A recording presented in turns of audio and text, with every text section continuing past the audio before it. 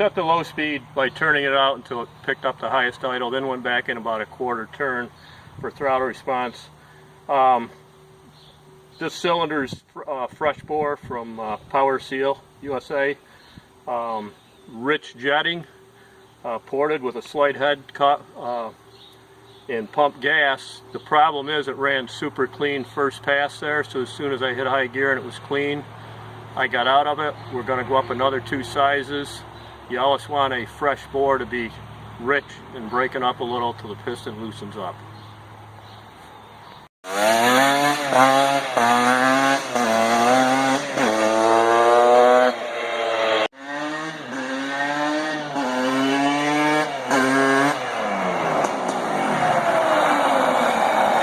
Okay, luckily we've got customers like Nick Tafaro out in New Jersey who drove 6 or 7 hours with this old trike, and I'm wondering a bit why, but now that I've ridden it, ported it, and we've built the pipe, I see why. What a blast. I was going to be a wise guy and not even pull the plug, but when we went up 2 main jets from a 175 to a 180, the thing still ran fairly clean, so I did pull a plug to make sure.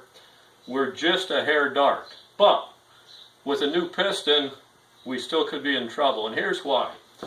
On Nick's old cylinder, the stock piston, if you put it in there, without even a feeler gauge, we're probably out to 7 thousandths, which is loose.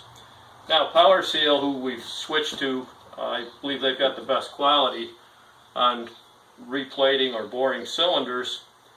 We've set his new Weisco up at 4.5. Weisco recommends 4. We want 4.5. Since it's a forged, not a cast piston, less chance of seizing due to the density. It's a very good piston. We actually use them on my drag sled, which will start right up with a cold engine, do a burnout at 150 miles an hour. So that cold seizure theory is dead wrong if you have the right jetting and the right piston clearance.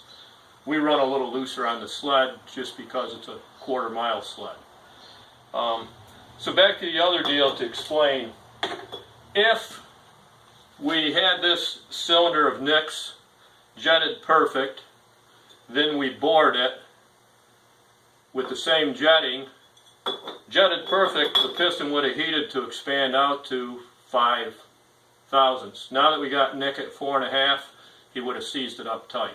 So whoever bores your cylinder, whoever plates your cylinder, always go up on jets till it runs a little ratty. I expected the trike to run a little rattier than it did. It still ran pretty strong. That's why I pulled the plug, so we're safe. The other thing you don't want to do is burn down a fire road or the road for a mile or two. You'll heat the motor more. Nick's good right now to go out and race it, to go out and trail ride it, and then when he gets a couple hours on it, he can go back to a 178 or 175 jet. Yeah, the trike's fun to ride. Thanks.